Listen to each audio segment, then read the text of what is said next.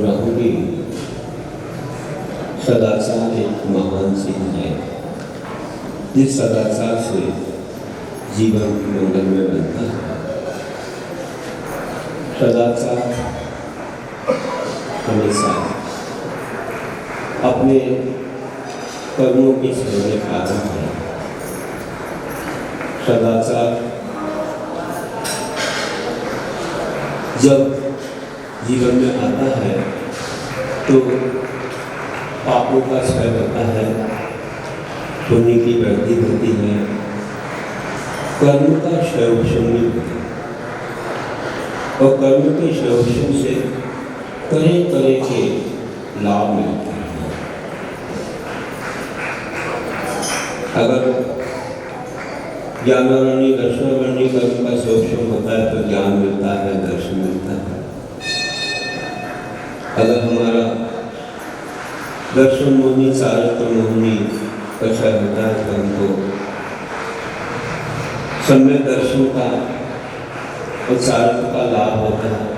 नियम संयम को लेने की भावना आती है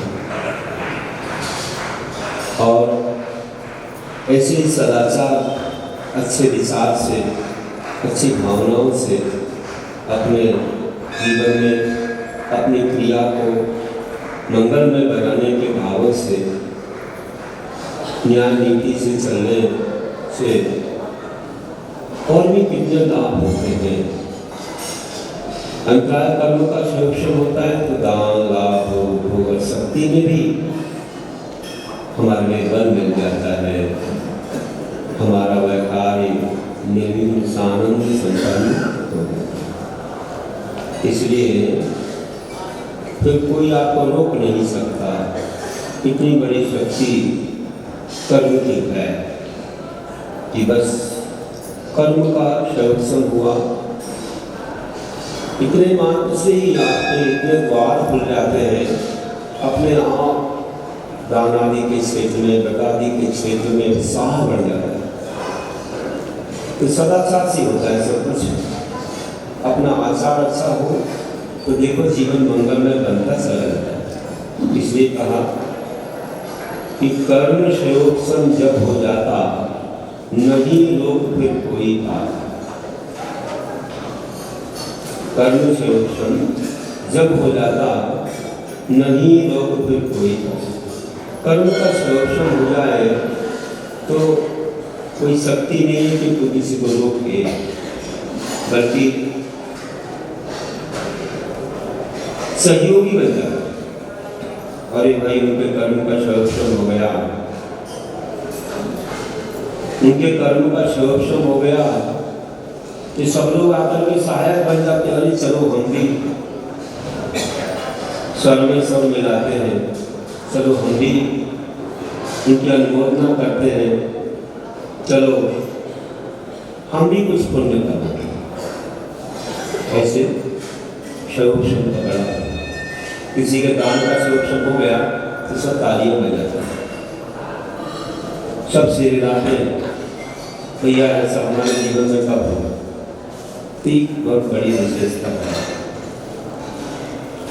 तो ये सदाचार के माध्यम से, सद्विचार के माध्यम से रास्ते खुलते ही जाते हैं और वह ऐसा आत्मा निखरता चला जाता है कि जैसे स्वर्ण शुद्ध होता है। एक एक ताव पर चढ़ाने से, ताव लगाने से बोलते हैं 16 वाणी का स्वर्ण कैसा हो जाता है, पूरा शुद्ध। ऐसी आत्मा भी शुद्ध होती चली जाती है। महान तपों से आत्मा शुद्ध होती है। तो धीरे धीरे धीरे हम मोक्ष मार्ग से मोक्ष की ओर आगे बढ़ते हैं। तो 16 पानी स्वर्ण समावै आत्म शुद्धि धर तपो महम।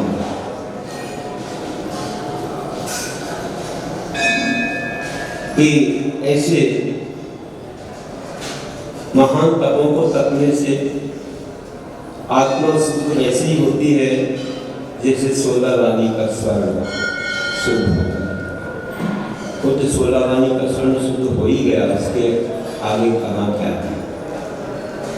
16 पाव दिए गए उसे, तपाया गया, अब कुछ भी अशुद्धि उसमें नहीं, सब की टिकालिमा निकल गई, लाल जैसा हो जाता है थोड़ा सा, वो लचकदार होता है। लेकिन जब आवरण बनाना हो तो कुछ मिलाना पड़ता है उसमें, तब पहले का आवरण बनता है। जिनसे कुछ सोने से तो लग जाए करते हैं। इस तरह से जो है आत्मा भी शुद्ध होती है, और वह जब आगे बढ़ता है तो वह सोचता है कि दूसरे भी आगे बढ़े, दूसरे भी ऐसे मार्ग को पाएं, वे भी इस जगत में सुखी रहे और आगे बढ़ते जाएं। कभी भी किसी को ऐसा नहीं देखना चाहता कि कोई नीचे पड़ा रहे, कोई दुखी रहे, कोई इस मार्ग पर आ ही ना पाए, ऐसी भावना, ईर्ष्या भावना, मात्सर्य भावना उसकी नहीं होती। वह तो सबके प्रति अच्छी भावना रखता है, हमसे आगे बढ़ जाए तो कोई बात नहीं, लेकिन वह आगे बढ़ता जाता है, किसी की राह देख करके अपने कदमों को थमाता नहीं है, सबसे कहता जाता है, आगे बढ़ता जाता है, कभी रुक करके अपना रास्ता नहीं बदलता है। एक बार सही रास्ता मिल गया तो धड़ाधड़ जाता है, क्योंकि विश्वास हो गया। विश्वास होने के बाद तो कोई संदेह की बात नहीं है। एक बार मार्ग में विश्वास हो गया तो यहाँ वहाँ देखे बिना वो बढ़ जाता है, और जिसको विश्वास नहीं था वो यहाँ वहाँ देखता है, यहाँ वहाँ देखता है कहीं कोई गलती तो नहीं कर रहा। आप लोग मंदिर में आते हो, पूरी विधि आपको मालूम है, सब क्रिया मालूम है, कहीं देखना नहीं पड़ता, किसी पूछना नहीं पड़ता। तो कोई पहली बार आए तो देखता दिया, इनसे पूछूँ तो इनसे पूछूँ, यहाँ जाऊँ कि वहाँ जाऊँ, ये करूँ कि वो करूँ, कहीं कुछ गलती ना हो जाए, कुछ भी रोक टोक न करें। और जो है विचल हो गया, जिसको सब कुछ आदत में आ गया और पूरी विधि मालूम है, उसको बेधड़क व बेझिझक काम करता है, तो ऐसा होता है। तो हमारे यहाँ अनेकांत है, अनेकांत में हम भी हैं और कोई भी है, भी में अनेकांत है, भी में एकांत है। इसलिए अनेकांत की दृष्टि रखनी चाहिए कि हम भी हैं और भी कोई है, सब है, उसमें हम भी हैं। और अपने आप को बड़ा कर लो तो कोई बड़ी बात नहीं, बड़े गुण मत गाओ, लेकिन अपने आप को आगे बढ़ाओ, अपने आप को आगे बढ़ाओ, अपने गुण मत गाओ, अपने आप को आगे बढ़ाओ। अपने गुण गाने से अपने गुण नष्ट होते हैं, नष्ट होते मतलब फिर वो तुच्छ हो जाते हैं, लोगों के द्वारा आदरणीय नहीं रहते। से अपने गुण नहीं गाना, अपनी प्रशंसा करने से, दूसरी की निंदा करने से, अपने गुणों को उभारने से और दूसरे गुणों को ढांकने से नीच गोत्र का आश्रय होता है। ये लिखा हुआ है सूत्र में, पर आत्मनिंदा प्रशंसा सब साधन भावनी से नीचे ही गोत्र से, इसलिए अपने गुण नहीं गाना, लेकिन अपने आप को आगे बढ़ाना। किसी विद्यार्थी को पूछा कि एक रेखा को छोटी करना है तो कैसे करना है, तो आपको मिटाने लगे, बैठ जाए, तुझे नहीं मालूम। और किसी से पूछा, लेकिन कोई ना कोई मिल ही गया जिसने आकर के क्या किया कि नीचे रेखा के ऊपर, नीचे वाली रेखा के ऊपर एक बड़ी रेखा गिर दी, तो नीचे वाली रेखा फिर छोटी। तो अपने आप को बड़ा बनाओ, किसी को छोटे बनाने में मत। इसी का नाम अनेकांत है। कोई और भी है और मैं भी, दूसरे के अस्तित्व को भी स्वीकार करना भी अनेकांत है। क्योंकि हर वस्तु में बहुत सारे धर्म हैं, बहुत सारे गुण हैं, गुण धर्म बोलते हैं। एक को मुक्त करो दूसरा गौण हो जाता है, लेकिन उसका अभाव नहीं होता, अभाव नहीं होता। किसी की प्रमुखता हो जाती है लेकिन किसी और धर्म का अभाव नहीं होता है, गुण धर्म तो रहता ही है। बस एक का कथन करो, दूसरा उस समय गौण होता। तो अनेकांत की दृष्टि ही भाती ऊपर रेखा बड़ी सवार। अनेकांत की दृष्टि, अनेकांत की दृष्टि बहुत अच्छी लगती है। तो अनेकांत की दृष्टि भाती ऊपर रेखा बड़ी सुहाती। ऊपर की रेखा सुहाती है, वह बड़ी है, नीचे की भले फीकी पड़ जाती है, लेकिन नीचे वाली भी है, उसे मिटाना नहीं है, अपनी रेखा को बढ़ाना।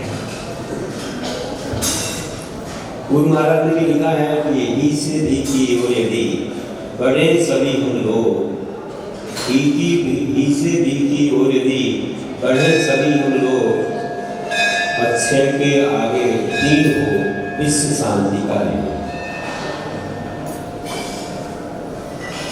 ही से देखी हो, ही हम ही सब कुछ नहीं, हम भी मतलब कोई और भी है, हम भी सब बात।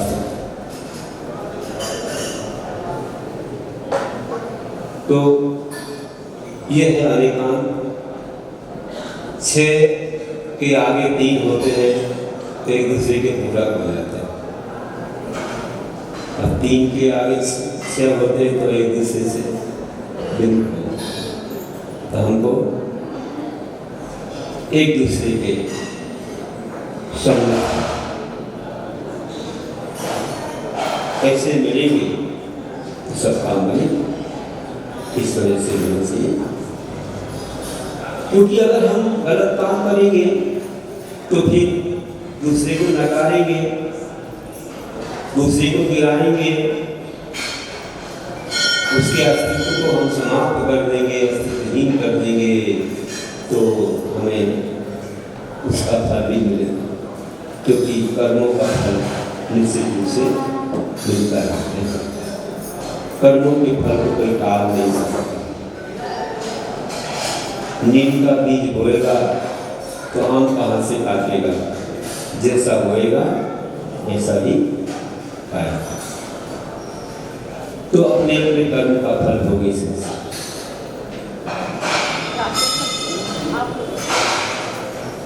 स्वयं प्रथम कर्म का अपने अपने कर्म का दिखा, पहले जो किया है उसका फल पाता है जी, ईश्वर से। तो जैसा करता वैसा करता, राग देश में किससे करता? अरे जैसा तुझने किया है, तूने जैसा किया है वैसा ही फल मिलेगा। किससे राग देश कर रहा है? इसने कर दिया, उसने कर दिया, किसने कर दिया? किसी ने कुछ नहीं कर दिया। तेरा कर्म था कि तुझे मिला, किसी ने कुछ नहीं किया। हम एक दूसरे पर डाल देते हैं। अरे क्यों डाल रहे हो भैया? तुम्हारे कर्म के बिना मिल सकता है नहीं। पर एक धर्म मिलकर प्रतिस्पर्धम स्वयं कर्म कर निरर्थक, दूसरे के द्वारा दिए गए कर्म का फल मिलने लग जाए तो हमारा कर्म निरर्थक है। कि हम आम बोए हो, कोई मुझे नीम दे दे, आम तो हमने बोया, उस पर नीम आ जाए, ऐसे कैसे हो सकता है? तो आम बोया तो आम नहीं आएंगे, तो नीम बोई तो नीम ही कर, जैसा कौन बदल सकता है? तो निजाके तुम कर्म व्यवहार देवी न को विकस्सा विददाति किंचन विचार बनिए मन मान से परो ददाति दिमुस से। अपने किए गए उपार्जित किए कर्मों का फल ये आत्मा पाती, कोई किसी को कुछ भी नहीं दे सकता, दूसरा देता है। ऐसी भावना पूर्ण से निकाल देना चाहिए। ये सामायिक पाठ में द्वादश संहिता में अमृतगति आचार्य बोलते हैं, हम लोग सामायिक पाठ रोज पढ़ते हैं। उसमें कि निजार्जितं कर्म विहाय देवी न कोटि कस्यापि ददाति किंचन विचारण्य और वो ददाति की विमुच्य से दूसरा देता है, इस भावना को पूरा निकाल देने से कि महाराज कोई किसी को कुछ नहीं करता है क्या? हाँ, सहयोगी बन सकते हो, निमित्त बन सकते हो, उपादान तुम्हारा ही हो। तुम्हारे अंदर पुण्य ही नहीं हो तो कोई क्या निमित्त बनेगा? पुण्य होगा तो निमित्त अपने आप नहीं जाएंगे, जुट जाएंगे।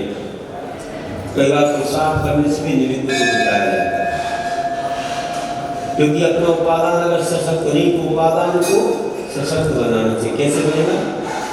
अच्छे धार्मिक कार्य करो, सदाचार का पालन करो, तुम्हारा पुण्य बढ़ेगा, उपादान सशक्त होगा, फिर निमित्त आपको मिलेगी। तो कई बार इस उपादान सशक्त तो अपने आप निमित्त मिलते हैं। जिसका पुण्य महान है उसको तो रत्नों की वर्षा हो रही है, और एक व्यक्ति का रत्न नहीं है तो देश विदेश में जाके कमाई कर रहा है। पुरुषार्थ करने के बाद उसको मिल रहा है, एक को बिना पुरुषार्थ मिल रहा है। कभी किया होगा, लेकिन है तो कर्म ही ना, कर्म है, फल मिलता है। तो ध्यान रखना है कि कोई किसी को कुछ देता नहीं है। तुम्हारा पुण्य हो तो कोई कहता नहीं भैया उसने करवा दिया, हमको बहुत धन दिलवा दिया, हमारा सब कुछ बना दिया, हमको इतना सब कुछ संभलवा दिया, तो तुम्हारा पुण्य था सो ये दूसरा भी था, उसको कुछ नहीं कर रहा है। वो तो भटक रहा है, वो तो भटक रहा है, ठीक जैसा मांग रहा है, तो कोई कुछ नहीं कर रहा है, तू नहीं कर रहा है, क्योंकि उसका पुण्य नहीं, मांगे मांगे नहीं मिल रहा है। कोई कभी ना मांगे मिलता,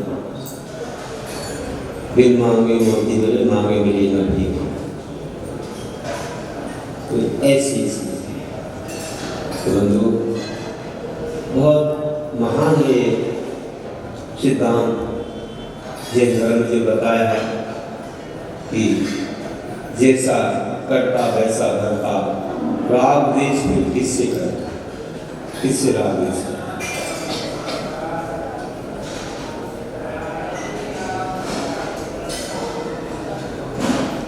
तो ये सब कर्मों के फल हैं, चाहे वह सुख हो या दुख। सुख को भी हम पुण्य से पाते हैं, दुख को भी अपने पुण्य से पाते हैं, अपने पाप से ही पाते हैं, अपने कर्म से ही पाते हैं। तो सुख भी मिलता है तो पुण्य से, दुख भी मिलता है तो अपने कर्म से, पाप से, दोनों मिलते हैं। रोग हो या निरोगता हो, ये सब कर्म से हो रहा है। तुम बोले डॉक्टर ने निरोगी कर दिया, डॉक्टर निरोगी कैसे करेगा? तुम्हारा पुण्य नहीं होगा तो भी नहीं करेगा। कितनी लाख दवाइयाँ कराने के बाद भी व्यक्ति नहीं बच पाता है। और पुण्य हो तो बिना दवाई के भी ठीक होता है, थोड़ी सी दवाई से भी ठीक हो जाता है। और जिसका कर्म आ गया तो ना उसे कोई दवाई बचाती है, न कोई व्यक्ति बचाता है, उसे जाना ही पड़ता है। खुशी से जाता है तो सदगति पाता है, और रो रो के जाता है तो कहीं और बढ़ जाता है। आयु को कौन बढ़ा सकता है? कोई नहीं बढ़ा सकता। कम तो हो सकती, कम वैसे नहीं, उदीर ना हो सकती है, क्या काल मरण हो सकता है, लेकिन आयु जब पूरी हो जाए तो फिर उसको कौन बचाएगा? तो आयु उतनी है। अब तुम बोलो कोई रोग नहीं था, ये नहीं था, वो नहीं था, चले गए, चलेगा तो चले गए, आयु पूरी होगी चलिए, इसमें क्या है? भगवान महावीर तो 72 वर्ष की उम्र में चले गए, नहीं मिलेगा। क्या नाम था? महावीर। अरे तो सुन दो बात अच्छे से, उनका नाम था महावीर। तो 30 वर्ष घर में रहे, 12 वर्ष तपस्या की, केवल प्राप्त किया, 25 वर्ष समुद्र का विहार हुआ, 72 पूरी में चले गए। और उनको कोई रोक दिया गई कर, अरे आयु उतनी ही थी, चले गए। सोते काल में बताओ 72 वर्ष में चले गए, और कोई पंचम काल में अशोक नगर में चला जाएगा करने को क्या बात है, और नाम भी वही हो तो क्या तो नाम भी वही हो तो क्या कर सकते। आज हमने सुना, हमने कहा नाम भी वही, उम्र भी लगभग वही। अभी थोड़े दिन पहले तो हमारी संगोष्ठी में बोल रहे थे, अभी थोड़े दिन पहले ही बोल रहे थे, अच्छा लिख रहे थे, कुछ नहीं उम्र ही उतनी होगी, अब तो बोलो जल्दी चलेगा, जल्दी कहाँ।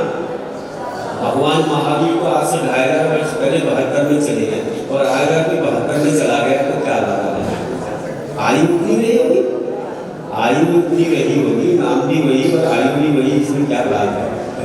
काम भले दूसरा का, उनमें आत्मा का इलाज किया, शरीर का इलाज किया, फर्क नहीं। उनके साथ में 108 लगा जब ये शादी बने, तो इनकी एम्बुलेंस में 108 लगा नहीं। आयु तो अपने अपने कर्म से सब जगत सब तो अपन अच्छा करो, ये सोचो कि कोई पीड़ा के बिना, बाधा के बिना अपन जाए, आराम से चले जाए। जब पाप बढ़ जाता है तो व्यक्ति को वेदना होती है, इन्हें बहुत सताते हैं, बहुत ज़्यादा ये कर्म सताते हैं, वेदना से बहुत कष्ट होता है। तो ऐसी वेदना ना हो, आराम से आयु पूरी भी चलेगी। फिर तो हम वेदना को बुलाते हैं, संवेदना देते हैं, भूख प्यास को सहते हैं, समता के साथ, त्याग के साथ, उपवासों के साथ जाते हैं, साधु की सेवा करते हैं, प्रतिदिन की सेवा करते हैं। विचार करो कितना महापुण्य होता है कि दुख को, कष्ट को वे कष्ट नहीं मानते। ये तो शरीर का है, आत्मा तो अलग है, उसमें कोई कष्ट नहीं, कोई भूख नहीं, प्यास नहीं, कुछ भी नहीं आत्मा में। ऐसा विचार करके और शरीर को छोड़ देते हैं। अनादिकाल से अनंत बार मिला है, नौकर के समान है, ये तो आत्मा स्वामी है, इसको आगे चलाओ कि नहीं, बस इतना ही मिलेगा, ऐसा ही मिलेगा, कुछ नहीं चाहिए। विचार इस प्रकार हम जीवन में अपनाएं कि क्या नियम से हम अपने जीवन में आए, क्योंकि शरीर है एक कपड़े के समान है, शरीर एक कपड़े के समान है। कपड़ा फट गया तो लोग ठिगरा लगाते रहते हैं, कितना लगाओगे भैया, कितने ठिगरे लगाओगे, लगाते लगाते लगाते तो जीवन बीत गया। अब वो कपड़ा काम का ही नहीं रहा, अब तो कम से कम नया कपड़ा मिल जाएगा, छोड़ दो, सर्दों का कपड़ा मिल जाएगा अच्छा नया, पुराने को छोड़ दो। अब पुराने कपड़ा हो गया तो तब छोड़ के आप नया कपड़ा पहन लेते हो, वैसे तो उसको पक्का पकड़े रहो, उससे मोह मत करो कपड़े से। अब कपड़ा फट गया, बहुत ठिगरे लगा दिए, खूब ऑपरेशन हो गए, नीचे ऊपर आजू बाजू पूरा शरीर को ऑपरेशन से खजाना बन गया लोगों का। अब क्या कहाँ तक के उसको कर रहे हो, अब छोड़ दो, नया कपड़ा मिल जाएगा, संवेदना के माध्यम से चले जाओ। तो ये है, इस प्रकार जानना चाहिए। तो जीवन मिला है, संयम का पालन करो, नियम संयम को स्थिर रखते हुए। शरीर अगर काम नहीं दे रहा है तो उसे समतापूर्वक छोड़ दो, तुमको नए कपड़े के समान शरीर दूसरा मिल जाएगा। आज मोक्ष तो नहीं मिल रहा है, लेकिन ऐसे स्थान है जहाँ धर्म मिलता है, आयतन मिलते हैं, जिनारे मिलते हैं, धर्म सभाएं चलती हैं, और स्वर्गों का वह मिल गया शरीर तो वहाँ से विदेश क्षेत्र भी जाते हैं, भगवान के क्या करते हैं, दर्शन करते हैं, की वाणी सुनते हैं, पंचकर्ण देखते हैं। इतना बड़ा शिव अवसर प्राप्त होता है, इसलिए ध्यान रखना कि इस कपड़े से ज़्यादा मोह मत करो। ये शरीर एक कपड़ा है, अगर फटता ही जा रहा है तो बस छोड़ दो और नया पालो, तो आपका जीवन धन्य होगा। ऐसी भावना के साथ बोल रहा हूँ कि अपना सुख दुख स्वयं भोगता, रोग कहो या हो निरोग। अपना सुख दुख स्वयं भोगता, रोग कहो या हो निरोग। चाहे रोगी हो चाहे निरोगी हो, बस ये अपना सुख दुख है, दुख के इस फल को हमने जो पाया है वह अपने पाप कर्म से पाया है, और जो निरोध का जो सुख पाया है वो भी अपने पुण्य से पाया है। बस हमें सबक दे रहा है कि आज हमें अच्छा करना है तो अच्छा ही आगे पाएंगे, अच्छा बोएंगे, अच्छा काटेंगे। किसी की बात भूल जाओ, जो किया बस मिल गया, अब पीछे का बीती ताही विसार दे, आगे की सुध दे। बीती ताही विसार दे, आगे की सुध दे। जो बीत गया उसको भूल जाओ, आगे के लिए सतर्क हो जाओ। जो बीत गया वो भूल जाओ, आगे के लिए सतर्क हो जाओ। बीती ताही विसार दे, आगे की सुध दे। क्या करो? जो बीत गया सब भूल जाओ और आगे के लिए सतर्क। अब तुम कहो कि भैया चलो बुलाने से कोई आ जाएगा, मेरी सहायता कर देगा, मुझे संभाल लेगा, मुझे सुख दे देगा, मेरा दुख दूर कर देगा। अरे भैया तुम्हारे अंदर पुण्य होगा तो ही ना, तो ही आएगा। अरे क्यों चिंता करते हो? तुमने अच्छा कहा तो यहाँ बुलाया है। भगवान ने किसको बुलाया? कीर्तन को बुलाया। अरे गर्भ में आने के बताइए 6 महीने पहले से रत्नों की वर्षा शुरू हो गई। तुमने कहा किसी को बुलाया? पुण्य से और पाप कर्म का उदय हो तो कितना बुलाते रहते फिर भी कोई देखता नहीं, भाव आता ही नहीं। भाई भाई को भूल जाता, माता पिता को भूल जाते, सब भूल जाते हैं, सब स्वार्थ के सगे पुण्य रहे थे याद आता है। तो कोई व्यक्ति तो अपने मित्र की सहायता कर देता है, अरे दूसरे जाति वालों की भी कर देता है पुण्य रहे तो पाप का उदय हो तो घर वालों की भी कोई। देवता तो कौन से रिश्तेदार हैं तुम्हारे? कहां से आकर के इस सेवा में जुटे, किससे पंचकर्ण को कैसे क्या क्या तीसरा दिखाते हैं। तो ये पुण्य। इसलिए बुला बुला कर कोई ना आते, पुण्य रहे तो सही नहीं आते। बुला बुला कर कोई ना आते और पुण्य रहे तो स्वयं नहीं आते। ये पुण्य उदय अपने आप तुम्हारे लिए सारी सामग्री जुटा देता है, सब तरह के ऐसे वातावरण बना देता है कि तुम सोच के रह जाते हो कि धर्म भी कोई चीज है। देखो ये सब धर्म से ही मिला है पुण्य, और पुण्य से ही मुझे सब कुछ मिल रहा है। तो कुछ लोग भूल जाते हैं और वे लोग भूल करके धर्म से दूर हो जाते हैं। सब कुछ मिला है, ठीक है, मेरे भाग है, मेरे भाग में है, मेरा लक है, मेरी किस्मत है, आदि आदि बोल देते हैं। अब ये नहीं सोचते हैं कि भाई देखो किसी और को देखो, वो कितना दुखी है, कल के दिन मैं भी ऐसे दुखी हो जाऊँ, कब राजा कब रंग बन जाए, कब सीखिया कब दिवालिया बन जाए, है ना, तो महलों में रहने वाला रोड साफ हो जाए, कोई भरोसा नहीं पल का भी। लेकिन व्यक्ति भूल जाता है, मद में भूल जाता है धर्म को, और जब पुण्य पूरा चला जाता है तब याद आता है मैंने बड़ी गलती कर दी, ये क्या मेरे जीवन में घटने लग गया, सब मेरे पास से जाने लग गए, मेरा साथ छोड़ने लग गए, कोई नहीं है मेरे साथ, अब मैं दुखी हो गया, रोगी हो गया, कोई मुझे नहीं पूछता। ऐसे ऐसे लोग देखे हैं कि कहाँ पे इतना धन की पूरे देश में नाम ही ना, और एक समय ऐसा हुआ कि पत्नी भी उनकी सेवा नहीं कर रही, नौकरों से उनकी सेवा हो रही है। कैसा लग रहा होगा कि मेरे घर के लोग मेरे सामने नहीं हो रहा, मेरे बेटे मुझे नहीं देख रहे, कोई किसी को नहीं।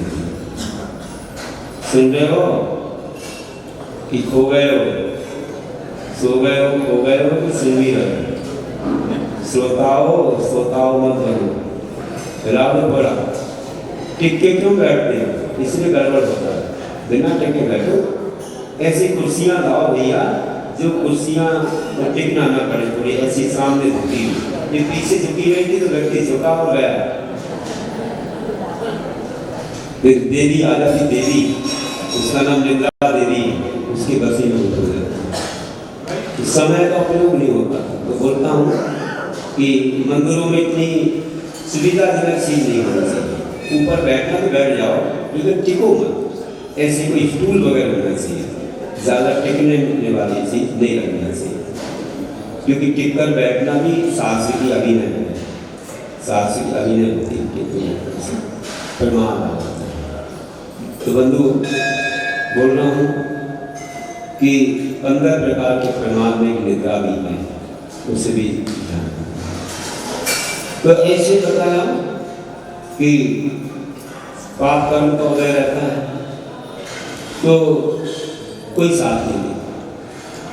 तो ये बात ध्यान नहीं आती है लोगों को। तो वे क्या करते हैं, जब सुखी रहते हैं ना तो धर्म को भूल जाते हैं, और जब दुखी होते हैं तो धर्म याद आता है। फिर पछताते हैं कि दुख में सुमरण सब करे, सुख में करे न कोई, तो दिन सुख में सुमरण करे तो दुख का है। दुखी अवस्था में सब भगवान भगवान याद आते हैं, भगवान के पास चलो, यहाँ चलो, वहाँ चलो, कुंडलपुर चलो, महावीर चलो, यहाँ चलो, वहाँ चलो, शिखर जी चलो, गिरनार चलो, तब याद आता है। गुरु के पास चलो, अच्छा आशीर्वाद दे दें, थोड़ा पीछी रख दे। पीछी कहाँ रखते हैं?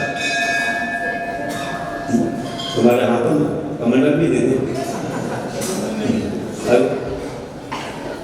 भाई पिछी को मारने को नहीं होती है, पिछी को जीव बचाने के लिए होती है। पिछी मारने को नहीं, पिछी जीव बचाने को है। तुम्हारे सिर पर मारते मार तेल लग जाएगा, फिर सारे गुलचे बन जाएगी, 1 वर्ष में बदली जाती है पिछी। और पीछे रख देंगे ना तो पीछे पड़ जाएगी, फिर कमेंटर भी लेना पड़ेगा, ध्यान रखना। पीछे को छोटे छोटे जीवों को बचाने के लिए होती है, मारने को नहीं होती है। जो आंखों से नहीं दिखते उनको लगाई जाती है। तुमको आंखों से इतने बड़े दिख रहे हो, तुम्हें क्या लगाना? तुम्हें तो आशीर्वाद से हाथों से दिया जाता है, दिल से दिया जाता है। दृष्टि पड़ गई गुरु की तो हो गए निहाल, दृष्टि पड़ गई गुरु को हो गए निहाल। इसी तो गुरु की बात है। आप करो ऐसा काम जिससे हो जाओ फिर बहुत महान, तुमको मिल जाए किसी कमंडल, और फिर करो ध्यान और पाओ मोक्ष। ऐसा है, इसी की महिमा बहुत बड़ी है। तो बंधु ऐसा जीवन होना चाहिए। तो दुख में सुमरण सब करते हैं, दुख सुख में भूल जाते हैं। और जो सुखी अवस्था में भी धर्म को नहीं भूलते हैं, सुखी अवस्था में भी पूरा पूजा अर्चा अभिषेक दान सब कुछ जब तक करने में संलग्न रहते हैं, ध्यान रखना उनके जीवन दुख कभी आता ही नहीं। जो सुख में सुमरण करे दुख का आने वाला नहीं है। इसलिए ध्यान रखना कि जब पुण्य भी रहता है तो लोग भोगों के पीछे भागते रहते हैं, मुझे ये मिल जाए, वो मिल जाए, ये मिल जाए, वो मिल जाए। अरे भाई क्यों भाग रहे हो? अरे कुछ करो, कुछ कमाई करो तो सब कुछ मिलेगा। लेकिन कमाई करने के पीछे खून पसीना ही करना पड़ता है। अरे तपस्या करोगे, त्याग करोगे, धर्म करोगे, कष्टों को सहोगे और संता पूर्वक पुण्य आएगा तो मैं कह रहा हूँ कि तुम्हारे तो जन्मते ही लोग फूलों के समान उठा के लेके चलेंगे और तुमको हाथी पर भी बैठे रहोगे तो भी तुम्हारे पैर दबाएंगे, पालकी में पैर दबाए जाएंगे। ध्यान रखना, ये है पुण्य का प्रताप। पुण्य का प्रताप बहुत महान है। तो बिना मांगे सब कुछ मिलने लग जाता है, पुण्य होना चाहिए। और जो पुण्य नहीं करते हैं वे वैभव के पीछे भागते रहते हैं। अरे वैभव को पकड़ो पकड़ो पकड़ो पकड़ो, वैभव भागता है, वे वैभव के पीछे भागते हैं, रोटी के पीछे भागते हैं। और जो लोग जो लोग पुण्यवान हैं, पुण्य किया है, जो छोड़ते हैं तो भी देखो उनके पीछे भागते। देखो भाई, कोई रोटी के पीछे है और किसी के पीछे रोटी है। अरे साधु को जंगल में भी चल जाए तो रोटी आ जाती है, लोग आ जाते, चौका लग जाते, देवता भी आकर के। देखो सम्राट चंद्रगुप्त सारा राज छोड़ दिया, सब भूल गए, किसी को समाचार नहीं, जंगल में रह गए अकेले। गुरु एवं संरचना में है और बैतुल की सेवा में कोई घर नहीं था और 4 दिन तक आहार नहीं हुआ। 5वें दिन देवताओं को आना पड़ा। उन्हें नहीं मालूम है कैसे नगर बसाया और कैसे उन्होंने 12 वर्ष तक चौका लगाते रहे होंगे और उनका आहार होता है। देवों से आहार नहीं लिया जाता है, उन्हें नहीं मालूम था कि देवता आहार दे रहे। अंत में रहस्य खुला कि कमंडल का हम लेके आएंगे। शाम तक नहीं आया, जाकर के देखा कि कमंडल तो पेड़ पर टंगा है। तब मालूम पड़ा, अरे इस जगह तो गांव था, अभी तो गांव ही नहीं है। तो देव आते हैं, नगर बसाते हैं, चौका लगाते हैं, आग देते और चले जाते हैं। इतनी बड़ी विशेषता। अंत में 12,000 मुनियों का आहार हो गया होगा, जो भी जितने आहार कोटे होंगे। जब गुरुजी के बाद लौट करके आए थे, तमिलनाडु से लौटे, आए समझ में बोला जहाँ सुखदेव भगवान स्वामी की संलेखना हो चुकी थी, वहीं बैठते थे सम्राट चंद्रगुप्त जो मुनि बने थे, नाम प्रभाचंद्र हो गया था, कहते हैं 12 वर्ष से वहाँ तपस्या कर रहे थे। कहाँ आहार को जाएंगे, नहीं इस दिशा में जाना है, यहाँ मिलता है आहार। गए, सारे साधुओं का आहार हो गया। ऐसे देवता सेवा कर रहे थे। ये सब पुण्य का फल है बंधुओं। हमें भोगों के पीछे नहीं भागना, भोग अपने आप पीछे आएंगे, हमें उस तरफ देखना ही नहीं है। साधु कोई चिंता नहीं करते, हार कर देते, जो होना बस होगा। अरे घर छोड़ के आए, क्या शरीर की चिंता है? आज समाधि हो जाए, कल होना तो आज हो जाए, मुझे कोई चिंता नहीं है। त्यागी को चिंता नहीं होती, साधु को कभी रोटी की चिंता नहीं होती। संसारी रोटी के पीछे भागता है, साधु के पीछे रोटी भागती है। जहां भी जाए जंगल में मंगल हो जाता है, ऐसी महिमा होती है।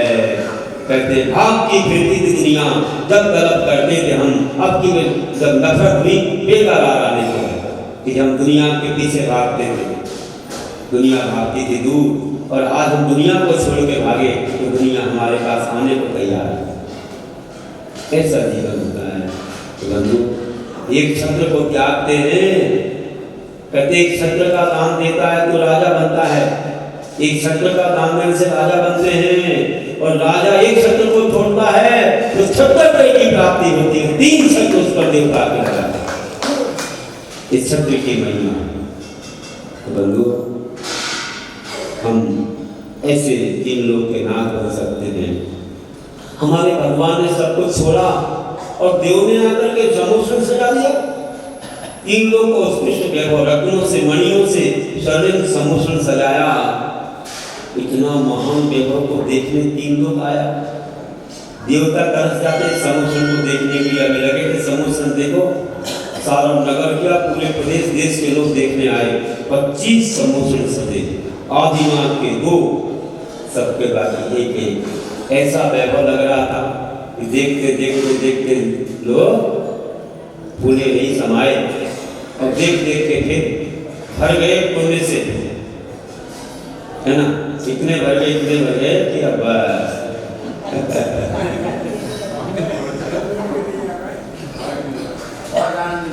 खूब आनंद लुटे, खूब भर गए पुण्य से। अब अभिमान हो गया, गर्व हो गया, मेरे पास खूब पुण्य आ गया। हाँ, वही गर्व मतलब ये तो है कि अब तो हमारे लिए तीर्थंकर प्रकृति का और सब कुछ लाभ मिलेगा। ठीक है, अब झाड़ू लगा रहे हैं घर में, अभी झाड़ू लगा रहे हैं, साफ सफाई चल रही है।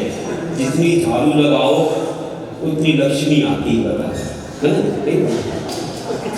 घर में झाड़ू लगाओ, वाला कचरा निकलता, जितने बार लगाओ तो कचरा आ जाता, कहाँ से आ जाता मालूम नहीं पड़ता। तो ऐसे ही है कि जितनी सफाई करोगे उतना धन आता ही चला जाएगा।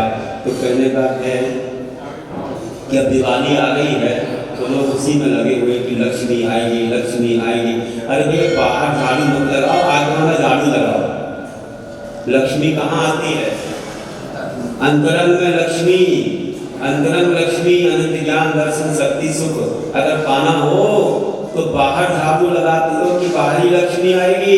मैं कहता हूँ अंदर में झाड़ू लगाओ, पापों का त्याग करो, कषायों का त्याग करो, राग द्वेष का त्याग करो, तो अंतरंग लक्ष्मी की प्राप्ति हो जाएगी।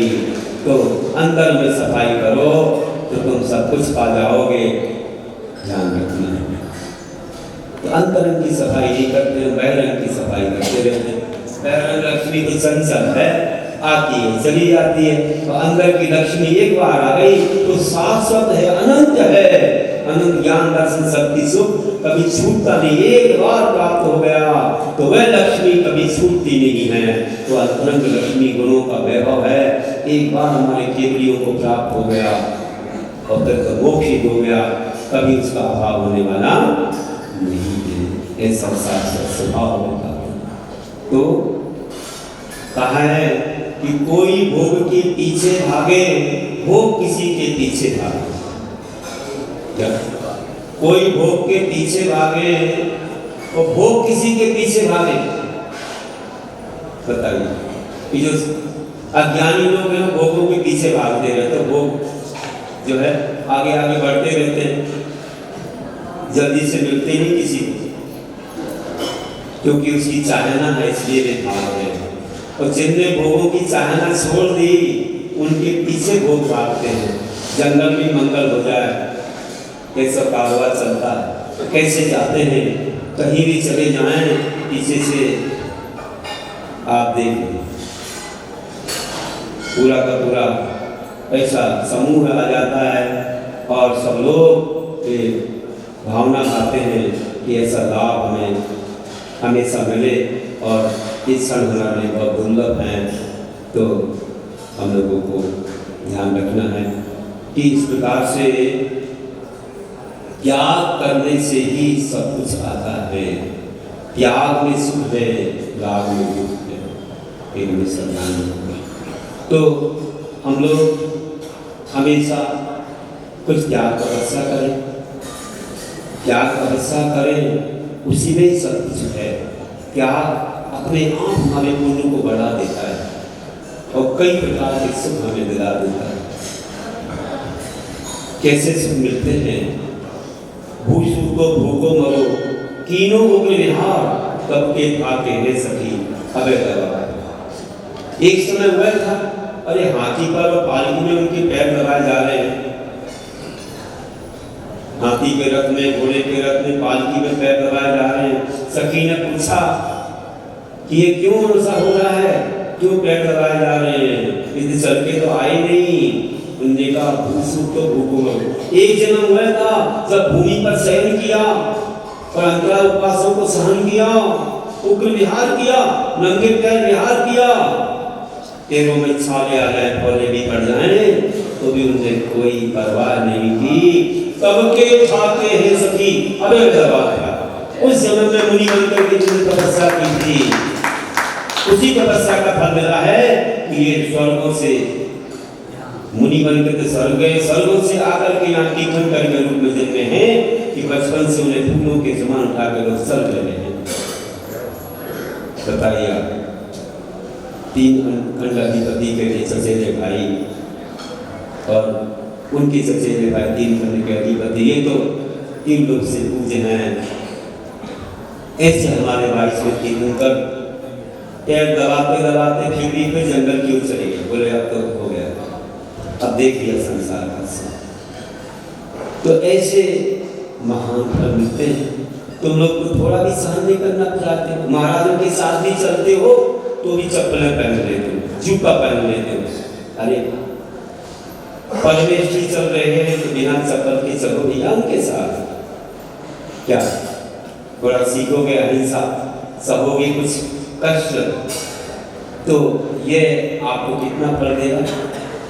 आज की तपस्या क्या मुनि नहीं बन पा रहे, चलो सावक बन के थोड़ा सा चल लो, नंगे पैर चल लो, थोड़ा सहन कर लोगे। हमने एक बार बोला भैया तुमको फोड़े आ गए, साले पड़ गए, तो बिना शिक्षा दिए, अरे महाराज जी आपको तो मुनि बन के कई बार पढ़ते होते हो, फिर हमने एक बार अगर चल गए क्या है? हमने कहा कोई बात नहीं, इसका आपको फल मिलेगा इस जीवन में, नहीं तो अगले जन्म में तुमको मुनि पद जरूर मिलेगा। आज तुम पैदल चले हो बिना चप्पल जूते के, तुमको भी एक दिन वो फल मिलेगा, तुमको भी ऐसे ही पद विहार करने का मौका मिलेगा, और यह परमेश्वरी का पद तुमको लोक से पूज्य बनाएगा और एक दिन तुमको मोक्ष भी दिलाएगा। ऐसी भावना के साथ नंगे पैरी साधु चले तो जीव बचे नित धर्म चले, नंगे पैरी साधु चले तो नंगे पैर ही साधु चले तो जीव बचे जिन धर्म चले। नंगे पैर साधु चलते हैं किसके लिए? हित करने के लिए, अपनी आत्मा का भी हित हो जाएगा, अहिंसा बनेगी, एक जगह से मोहिनी रहेगा, सब जगह के दर्शन होंगे, सबके लिए प्रवचन मिलेंगे, ज्ञान मिलेगा, मेरी तपस्या बढ़ेगी, इसे हित के लिए चलते हैं और जीव बचे। देखो बिना बाधा प्राण के चलेगा तो जीव को आप देखते हुए चलोगे, और पैर में कुछ पहन लिया, पैर में कुछ पहन लिया तो क्या होगा? फिर चिंता नहीं रहेगी, यहाँ देखते हुए चलोगे तो क्या होगा? जीव मर जाएगी, है ना? तुम लोग चलोगे तो या कांटा न लग जाए, कांच ना लग जाए, कोई तार ना लग जाए, मिट्टी न चुभ जाए, इस भावना से चलोगे लेकिन जीव भी बच जाएगा कि भैया जीव दिख गया तो तैरने लगा, चींटियां हैं, चल रहे थे पैरों की रक्षा के लिए और चींटी भी बच गई। तो महाराज जी चलते हैं जीवों की रक्षा के लिए कि जीव न मर जाए, तो वे कांटे कंकड़ से बच जाते। आप कांटे कंकड़ से बचने के लिए चलते हो तो जीव बच जाता है, महाराज जी जीव बचाने को चलते हैं, कांटे कंकड़ से बच जाता है। उल्टा है, देखो अहिंसा की भावना होनी चाहिए, हमारे अहिंसा की प्रधानता है, साधु में अहिंसा बहुत सर्वोपरि होती है, आपके पास थोड़ी कम होती है, लेकिन उस भावना को बढ़ाओ तो जीव बचे जिन धर्म चले, नित्य ही जिन धर्म आगे चलता चला जाए। अब एक दिन आए थे ना, आपको साउथ से आया था, आपने देखा था, रिटायर्ड वीडियो थे, उनने मंदिर को जगह दी है और वहाँ पर अनुकूल नायक प्रतिमा भी दी, अध्यक्ष वहाँ के पाठशाला का कलश उन्होंने लिया था। 7 वर्ष से चप्पल का त्याग है, चप्पल जूते का त्याग 7 वर्ष। कितने दूर से 2000 किलोमीटर से आते, कभी ट्रेन में या कहीं भी चप्पल जूते नहीं पहनते, ऐसे सफेद से कपड़े पहने ऐसे, बताओ वहाँ पहुँचते ही जल्दी जल्दी हमको बताओ कैसे भेजना है दान, रोज फोन आए, रोज हमको पाठशाला का दान भेजना, दान भेजना, दान भेजना, इतनी प्रबल भावना। यहाँ पर भी होंगे के लोग जो कम से कम हमेशा चप्पल जूते त्यागने वाले भी होंगे, यहाँ जो नहीं पहनते होंगे, ऐसे भी कुछ लोग होंगे जो नहीं पहनते होंगे, है कि नहीं भैया? बताओ, रोग हो जाए, कोई व्याधि हो जाए तो अलग बात है ना, लेकिन बाकी भी तो होंगे कि नहीं पहनते होंगे। कोई लोग हैं चप्पल का त्याग है, किसका त्याग है? बताओ किसका त्याग है? एक तो कुछ लोग तो हैं जो नहीं पहनते, बहुत अच्छी बात है, और जो कम से कम मंदिर में नहीं पहने, मंदिर आते समय, मंदिर में तो कोई पहनता नहीं है, मंदिर में आते समय जब भी आप आते हो, घर से आते हो मंदिर के लिए, तो हम उसको ना पहने तो क्या होगा? देखो मैं आपको बताऊं इसमें क्या बात है, बता रहा हूँ कि एक बार एक महिला क्या कर रही थी मालूम है? मैंने देखा एक महिला एक चप्पल को यहाँ रख रही थी एक जगह और एक को दूर रख रही थी, तो मैंने कहा ये क्या कर रही है? एक को यहाँ एक को वहाँ रख रही है। फिर बाद में समझ में आ गया कि इसलिए ऐसा कर रही है कि कोई पहन ना जाए, सहजता पहन जाएगा तो एक ही और एक वहाँ रहेंगे, रखेंगे तो मिल नहीं पाएगी, उसे ही मालूम है कहाँ रखी है। ऐसी चिंता से वह कितनी मेहनत कर रही थी, बहुत बड़ा उपाय सोच रही थी। ऐसे लोगों को क्या मालूम मंदिर में भगवान दिखते कि वही दिखते रहते, मालूम नहीं क्या दिखता, ऐसी चिंता क्यों कर रही है? इसलिए तो बोल रहा हूँ कि ये चिंता घर पर ही छोड़ आओ, मत पहन के आओ, थोड़ी देर आपको पुण्य मिलेगा, जीव बचेंगे, अहिंसा का पालन होगा, है ना, पैर भी मजबूत हो जाएंगे। जो बार बार चलता रहता ना उसकी चमड़ी मजबूत हो जाती है। फिर कभी मुनि नारियों के साथ विहार करना हो तो आप बिना उसके जाओगे तो भी भोले नहीं पड़ेगी, थोड़ी चमड़ी मजबूत हो जाएगी, है ना। मजबूत ज्यादा काम करने वालों के हाथों की चमड़ी मजबूत नहीं हो जाती, है ना। ये माली लोग देखते हैं हाथों की चमड़ी बहुत मजबूत होती है, खुद काम करते रहते। तुम लोग भी सोचो। तो बता रहा हूँ कि कम से कम अगर अहिंसा पालना हो तो इतना तो कर लो कि हम मंदिर जब आएंगे, अपने गांव के मंदिर, कम से कम अपने गांव के मंदिर आएंगे घर से, तो हम चप्पल जूता नहीं खरीद के आएंगे और अहिंसा का पुण्य मिलेगा और खूब अच्छी साधना होगी। कम से कम कोई तो भैया माल खरीदो। कौन खरीदा है बताओ, उठाओ हाथ उठाओ कि मंदिर आएंगे, अपने नगर में मंदिर आएंगे तो हम जूता चप्पल पहन के नहीं आएंगे। उठाओ ना, उठाओ उठाओ, तो आशीर्वाद मिलेगा, अच्छा आशीर्वाद मिलेगा। बहुत अच्छा है, ठीक है, देखो सब बहुत अच्छी बात है। ये भी एक पुण्य है, ये भी एक नियम है, इससे परंपरा चलेगी, चलाओ। तो क्या है, ऐसा मत करो मंदिर के पास आओ तो मंदिर ही आओ। अब तुम संसार के बहुत सारे काम करते रहते, दुनिया भर की चिंताएं सब पहले गुनगुनाते आते थे, अच्छे चावल लेके, अच्छे द्रव्य लेके आते थे, अच्छा रहता था। पैदल ही आते थे कई लोग, आपको तुमने पैदल का नहीं बोला है, और पैदल आने वाले भी बहुत हैं, आते हैं तो स्वास्थ्य भी अच्छा रहता है। शुगर की बीमारी, जो भी आपके डायबिटीज का बोलते हो, वही शुगर की बीमारी है, ब्लड प्रेशर है, कहीं हार्ट की है, ये सब बीमारियां जो आ रही है, शरीर को नहीं चलाते हो आप लोग, आप उसको ऐसे बैठाए रखते हो। थोड़ा चलाओगे, मेहनत करोगे, पसीना आ जाए, ऐसी मेहनत करो, 2-4 किलोमीटर चलो रोज, अच्छी मेहनत करो, तो ये सब बीमारियां समाप्त हो। घूमते हैं लोग, बाहर नहीं जा रहे घूमने और चक्कर लगा रहे अपने महल के ऊपर, मकान के ऊपर, क्या मतलब है?